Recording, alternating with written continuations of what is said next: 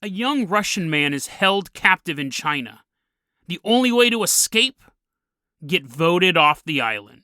Then we travel to Australia to meet a woman who was just walking out to her car one day when she saw something very bizarre.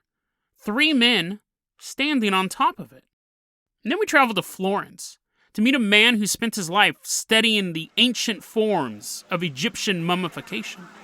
When he put on an exhibit of the bodies he preserved himself, people accused him of practicing black magic. Today on Dead Rabbit Radio.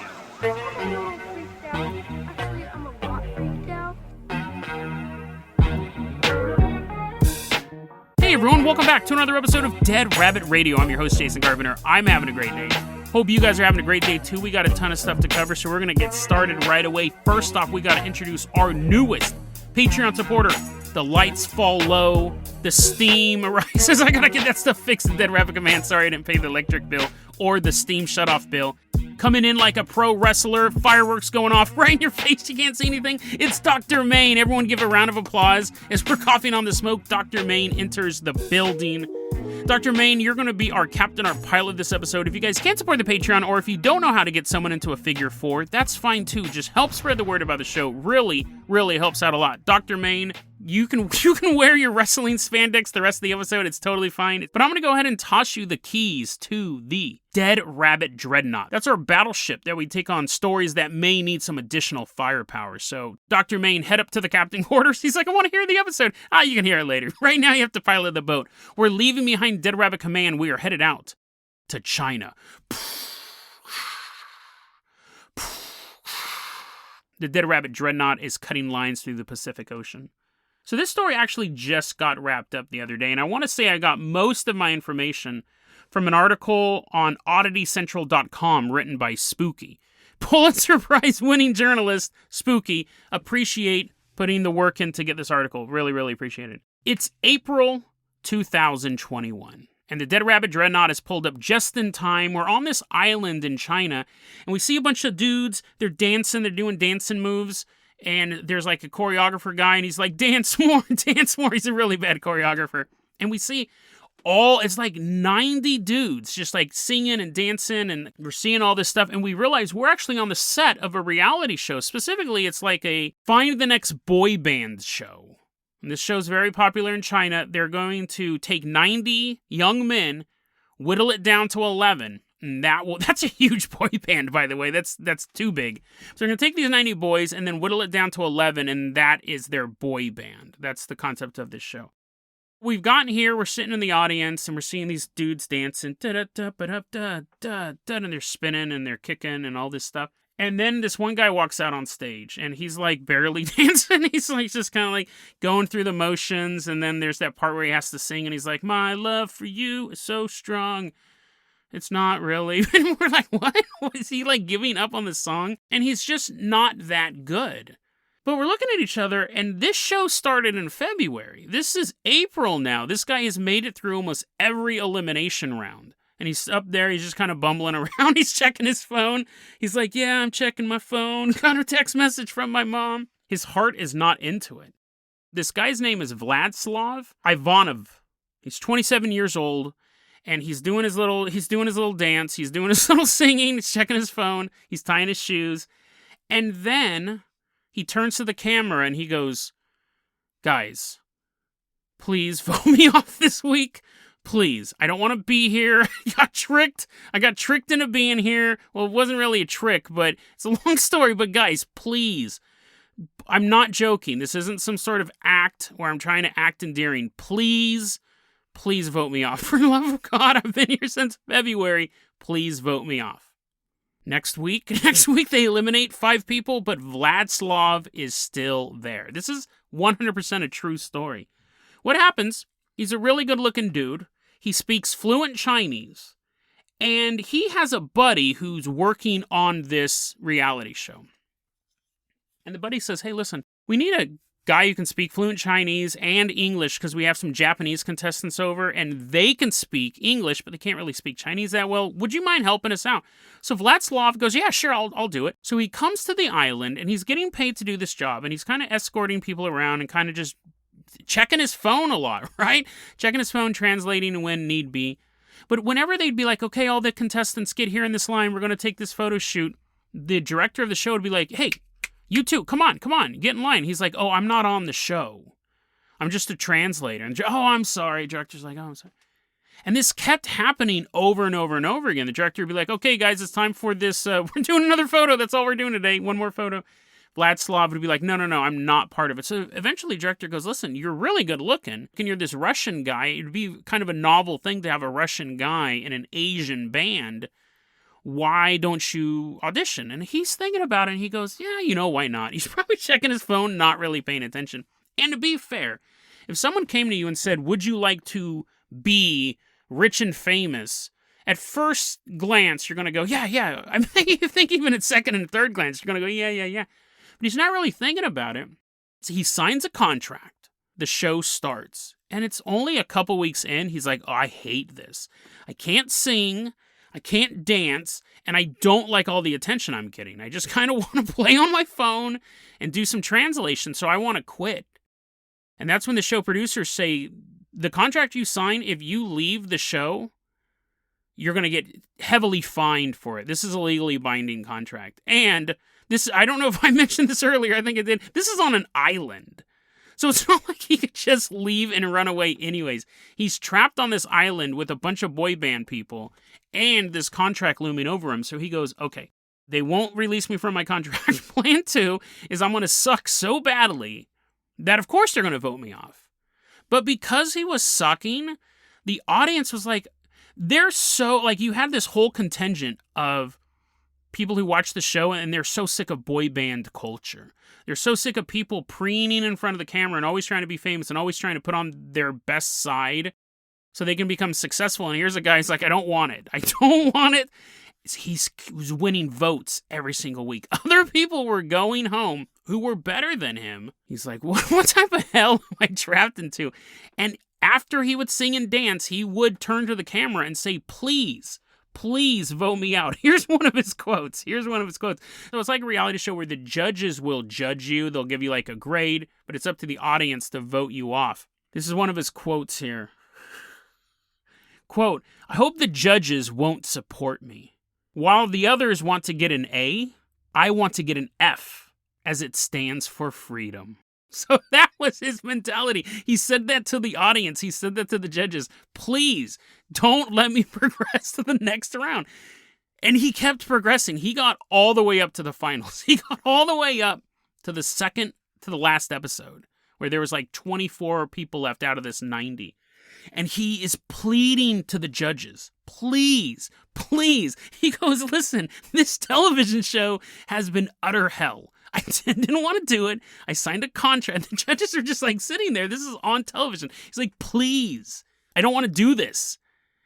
Send me home. Because I'm telling you, if I hate doing this show, being in a boy band would be 10 times worse. Like if you have any mercy in your heart, judges, you will eliminate me from this boy band show. And I think at that point, the judges made a call because in China, people were buying billboards. He went by the name Lelouch. Which is an anime character. People were buying billboards in China saying, vote Lelouch. So even people who weren't watching the show, they're like, oh, maybe he's a city councilman. Maybe I should vote for him. They were trying to keep him on the show because it was so refreshing to see someone who didn't want to be a celebrity. And in Russia, people in Russia are watching the show too, and there's this citizen of theirs, there's this countryman of theirs being, please, let me go. He's on television, like some sort of hostage tape. He's like, please let me go. In Russia, they started a campaign as well, saying, free Lelouch. Get him out of there. Like, he doesn't want to be there. But he signed that contract, and in the end, the judges sent him home. And he finally got his F. He finally got his freedom. And the fans were disappointed. They really wanted to see him enslaved in a boy band until the end of time. They're like, here you go. We're going to sign this contract with endless options for a renewal. He's like, no. So that is the story of Lelouch, a.k.a. Vladislav.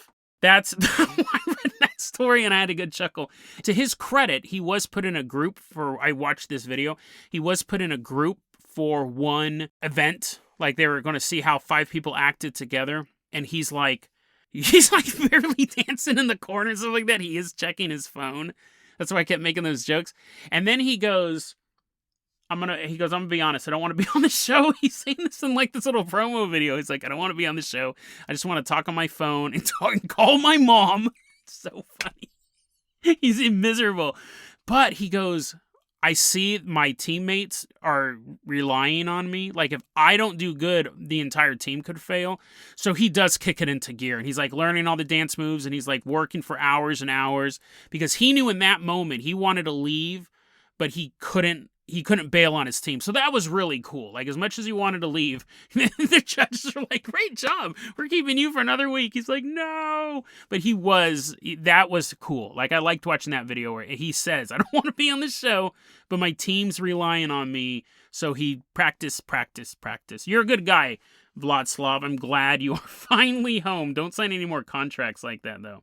Dr. Main, I want you to get me in a chokehold. I got some sort of weirdo fetish all of a sudden. Give me in a chokehold and put me in a state of near sleep.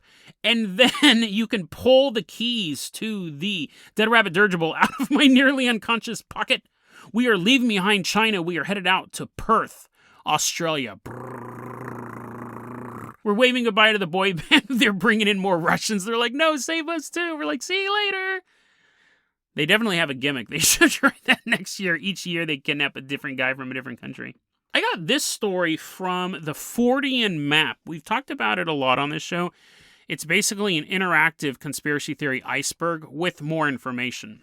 And like the conspiracy theory iceberg, the Fortean Map, sometimes you can't verify stuff. Sometimes it's just a phrase. Sometimes there's not a ton of information to really check out news reports or anything like that. I've tried with this story. I wasn't able to, but I find it a fascinating story nonetheless. Let's go ahead and take a look at what happened in Perth in the year 2016. There's a woman walking to her car. We're going to name her Samantha. Samantha's walking to her car. She's sitting in the parking lot. And she looks and she stops. And she's looking at her car. And she notices there's 3 men standing on top of it. Now, if it had just been 2 men, that's just another day in Perth. But 3 men, she pauses. She can't figure out why these 3 men are just standing on her car. They're all wearing yellow jackets and blue jeans. And one of them has a beard. Now, it doesn't say that they're talking to each other. It doesn't say that they're juggling. It just says that they're standing there. But of course, Samantha starts to get mad and she's yelling and the men are just standing there. And it's a little frightening. And they're not reacting to her cries to get off my car, dude. They're just standing there.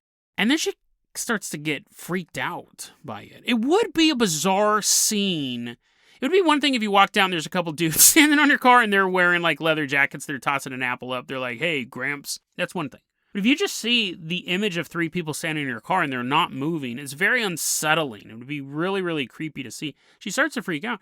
And she starts saying, get off my car, but they're simply standing there. Now, this is a parking lot. And other people are walking out to their cars and they hear this woman screaming.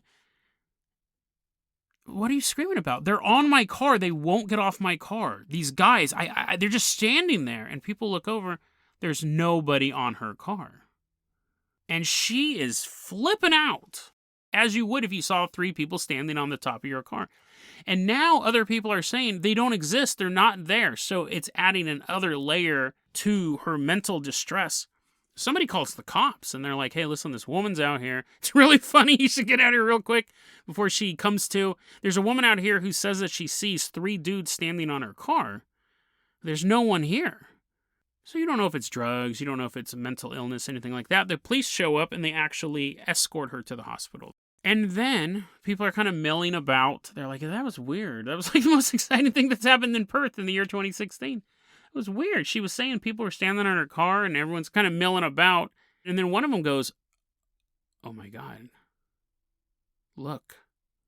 That person sees 3 people standing on her car. Because it was still there. They didn't let her drive to the hospital. They're like, see you at the hospital, ma'am. And she just drives away. She's trying to drive all crazy so people fall off. Her car's still in the parking lot and someone goes, dude, there's 3 people on that car. So you have a crowd of people here. Someone else has seen them. And then somebody else goes, oh my God, I can see them too. Yellow jackets, blue jeans. The next person goes, there's nobody on that car. But then 2 more people go, no, I can see him now. A bigger crowd grows because people are kind of being like, hey, dude, you got to check this out. I might be losing my mind. Come and hang out down here. In the end, about 24 people see 3 men standing on this car. There are others who don't, though. And they, again, contact the authorities and say, hey, I think you might need to get a bigger hospital. We have 24 people down here who are hallucinating. This time, they bring down a hazmat team, because maybe it's some sort of natural gas leak. They actually send people away. They kind of quarantine the area around the car. They're checking for gas. Nothing. They can't figure anything out. But people are still kind of standing around the perimeter, and some of them see the 3 men on the car, and other people don't. And after an hour and a half, the 3 men disappear. It's an interesting story because I think it would follow all of the steps of what would actually happen. You would have someone come out, they'd be very distressed, they'd be angry, then they'd be frustrated, and then they'd be weirded out that these people aren't moving, and that other people can't see them, and you would assume that person's crazy, you'd call the authorities. And then when other people started seeing it, you would assume some sort of gas leak. But the question is, what were they? Was it some sort of toxin in the air that was affecting these people that hazmat couldn't detect? Or they detected but they didn't reveal? Because it was something that wasn't supposed to be leaked. The hazmat guy was shopping earlier and he's like, hey guys, as we're driving out to the mall, I gotta admit, I dropped some trioxin there. They're like, you dummy. Was it mass hysteria? That's actually the most likely one. She might have gone a little mad, and then she was taken away, and then because she was telling people what they looked like, and then after she left, other people were hallucinating. That's the most likely thing. Then you look at other options like ghosts or aliens or interdimensional travelers. They were human. They wore yellow jackets and blue pants. It's just a weird story. It's one of those anomalies that seems to pop up when we research the paranormal. It doesn't really fit into a nice category. The nicest one, it most likely is mass hallucination, but outside of that, the paranormal answer, it doesn't fit into a nice category, ghost, alien, anything like that. So it's one of those stories to remember and see if we encounter something like this in the future, research-wise. Not in real life. You don't want to walk out to your car tonight and there's someone just standing on your car. Or if so, take a picture. Just take a picture of your car and be like, Jason, I swear to God, there's someone standing on it, and send it to me at deadrabbitradio@gmail.com. Dr. Main, I'm going to go ahead and toss you the keys of the Carpenter copter. We are leaving behind this woman. She's like, no, I can still see them. They're creeping up behind me. She's like tied down to the hospital bed, and these 3 men are sneaking in. Oh, that's creepy. That's disturbing. No, we're not going to save her. We got stuff to do. We got so much stuff to do.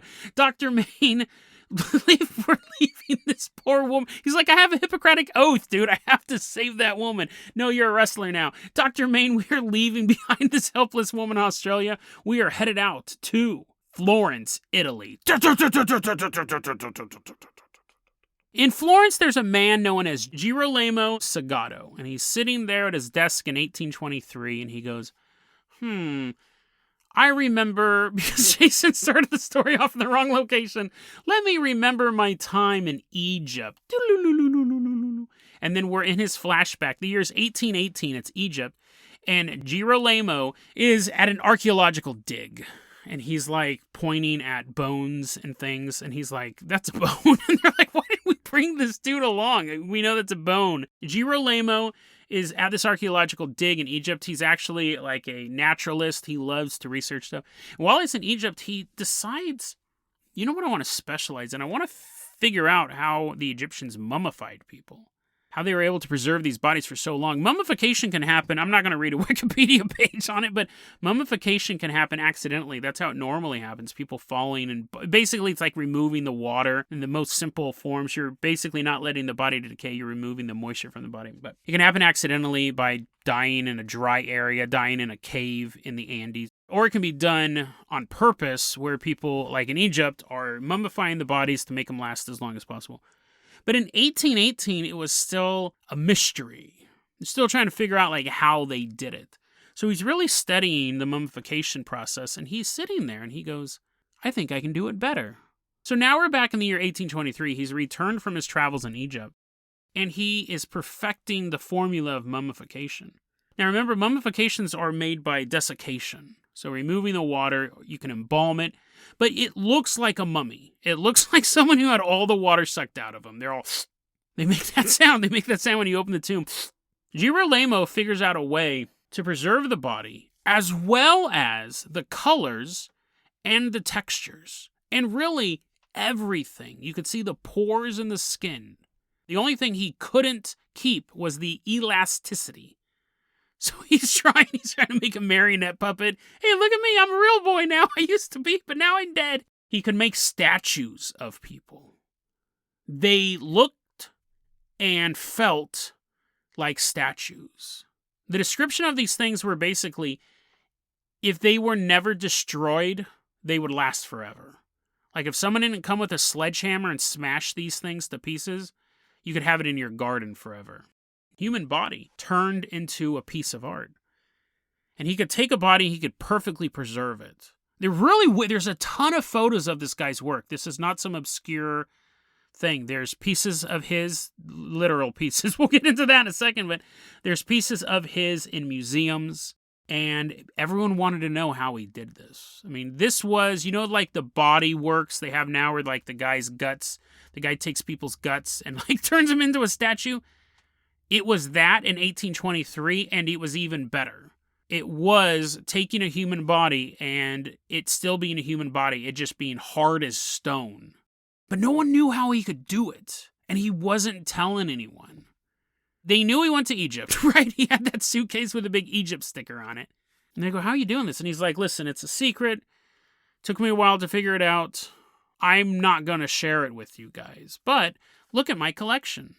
This is where he goes from being a man who's figured out a way to preserve a human body better than nature could, better than the ancient rulers of Egypt could. He figured this out. First he's making these statues, and then he gets weird with it. You know what I mean? Like at a certain point, you realize that you can keep a human body forever. So he gets super weird with it. He takes a woman's boobs, and that's it. And he perfectly preserves boobs. So you can go to a museum and you see these boobs. They came off of a human woman in the 1800s. They look like a plaster cast, but they're actually human boobs with all the muscle and the skin is pulled tight. Weird, right? I mean, at that point there, he's like, don't worry, guys, I'm going to work on this one myself. They're like, you don't want any assistance? He's like, no, I'll do this myself. I'll be up all night. And then he's like sleeping 5 minutes later. That was a disgusting joke. Anyways, he takes a baby, and peels the skin back so it has bat wings. So he's basically turning these people into weirdos now. Like the woman was more than just her boobs. But he just took her boobs, and who knows whatever happened to the rest of her body. He took a baby and peeled the skin back so you can see the baby's organs, and it has bat wings. Now that I'm describing it, you're probably thinking, Jason, maybe he was just peeling the skin back so you could get a good view of the organs. Maybe. But did he have to do the same thing to its face?